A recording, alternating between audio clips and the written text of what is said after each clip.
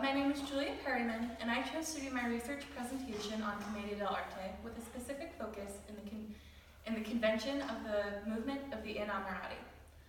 So, I'm going to start off by talking about the background of Commedia dell'arte. It originated in the Renaissance period of Italy around the 1500s, so the 16th century.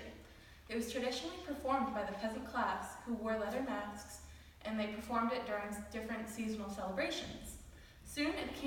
While it started out as the peasants' entertainment, it soon became the favored entertainment method of royals. Fun fact, according to Digital Theatre Plus, Italy was a collection of city-states in the 16th century, and each state contributed their own masque to Commedia as a tradition based on the characteristics of their individual states. Another fun fact about Commedia dell'arte, which is why I love it, is because it was the first European art form where women were allowed to perform on stage with men. Another fun fact from Digital Theatre Plus is that the term Commedia dell'arte, which is widely used today, didn't originate until the 18th century. It was originally called Commedia non scritta, which means unscripted comedy, as it was largely improvised. Commedia all'improviso, improvised comedy, or it was simply called assagato, which means on a theme. And then because Commedia relies largely on stock characters, in the earliest Commedia performances, Magnifico and the Zani were the first archetypes that were created, and they drove the original Commedia pieces. So some of the stock characters that are largely important to Commedia dell'arte are the Zani, which are the servants.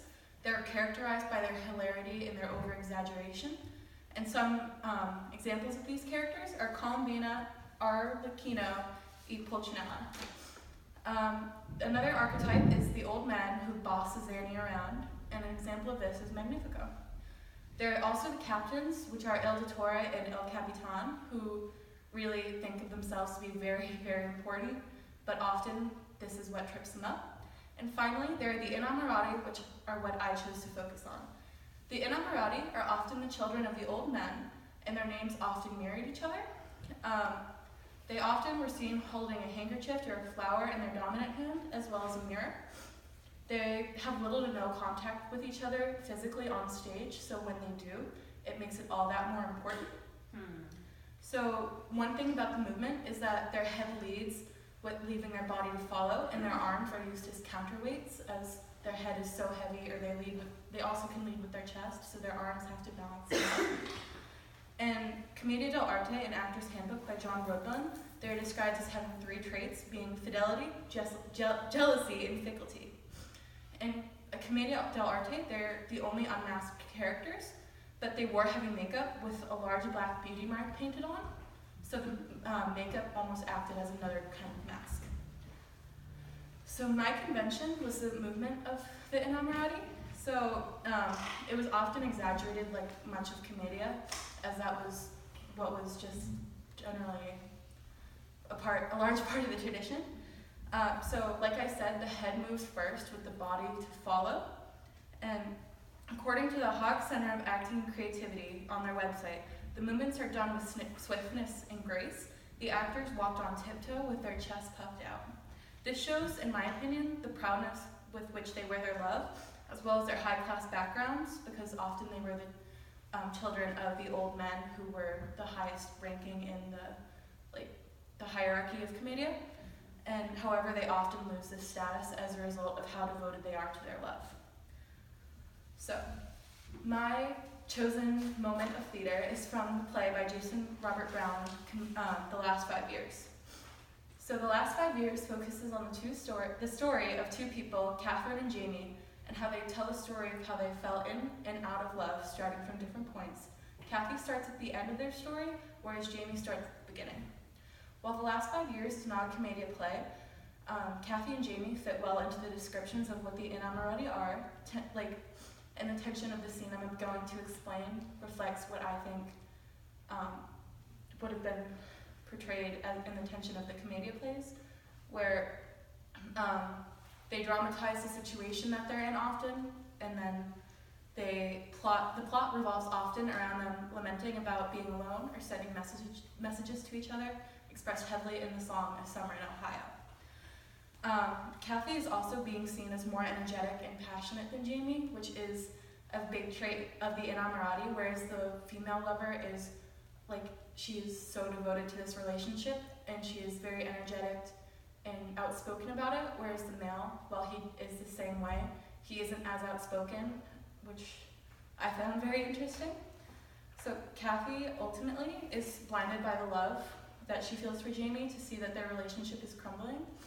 And so I thought that this fit really well into Commedia, as during Commedia plays, the inamorati were often blinded to the other elements of plot, as they were so in love with each other. Also, from my moment specifically, the line, "I stand on a precipice, I struggle to keep my balance," was one I connected heavily to Commedia and the inamorati, because the inamorati are often seen as like stumbling around and teetering because their head is so like independent from their body. So in my moment, Kathy is returning home and is head over heels in love with Jamie, like I've said. Due to how in love she is, she didn't realize they couldn't overcome the differences of their relationship, and Jamie is leaving her. While they aren't in love in this moment, I chose it because it shows the investment that Kathy has into their relationship, because it shows, like, even though it's one-sided, it shows how invested they were. I will now be performing my moment. Goodbye until tomorrow. Goodbye until the next time you call. And I will be waiting. I will be waiting. Goodbye until tomorrow. Goodbye until I recall how to breathe. And I have been waiting. I have been waiting for you. I stand on a precipice. I struggle to keep my balance. I open myself one stitch at a time. Okay. So I'm going to explain the movement that I used, or at least I tried to use in that moment. Commedia, in the case of the inamorati, calls for teetering, as well as ballet-like positions when standing. So if you noticed, when I was standing, I tried to angle my feet in an inverted cone, as well as stand on my tiptoes. While I didn't really walk around because I felt that just standing would be more appropriate, I tried to reflect that. To practice this, or to practice being able to stand on my toes and to land in the inverted cone shape, whenever I was walking around my house and I managed to think of it, I tried to walk on my toes, which earned me some weird looks from my family. But, so I also practiced leading with my head, which I didn't do as much in this moment, in front of a mirror, because we have a nice long full-length mirror in my house. And finally, I watched ideas of Commedia performances, so I had an idea on how to do it. So one of the difficulties I had in practicing was that while it's easy to walk on your tiptoes and to lead with your head separately, it is very hard to do the two combined, in my opinion, let alone gracefully, as is called for with the inamorati. Okay, so next I'm going to talk about what I have learned over the course of my research. I've learned the importance of movement in conveying emotions, because before I did this, I generally used to rely on my facial expressions to convey what I was feeling. While facial movements are important, movements add a layer to the overall performance, as facial expressions can only be performed by one area of the body, the face. Movement is something that is done by the whole body and therefore covers the bases that the face cannot. Okay.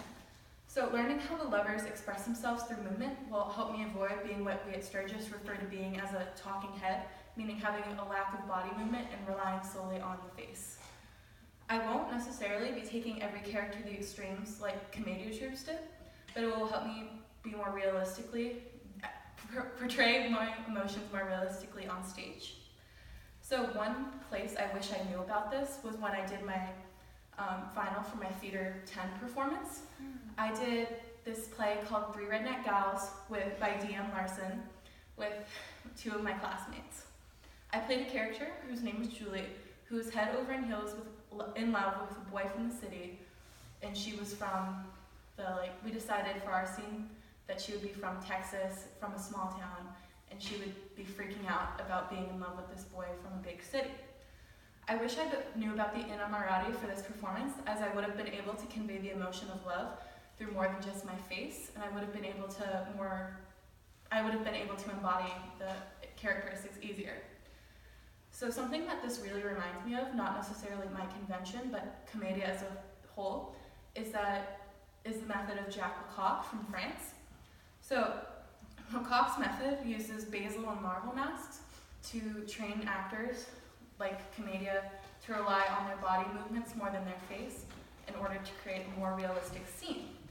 While the two methods are similar in their use of masks, the actual masks themselves very differently, because Lecoq's masks cover the full face, they're bulbous, they're hard to see out of, there's no harsh lines. Commedia's masks usually only covered about half the face and had harsh lines like a pointy nose, or they simply just cut off. While they are very different, in my opinion, or from what my research, I think that Commedia seems to be a foundation for Lecoq's method, as he took the use of the masks from there and he ran with them and created his own method of actor training.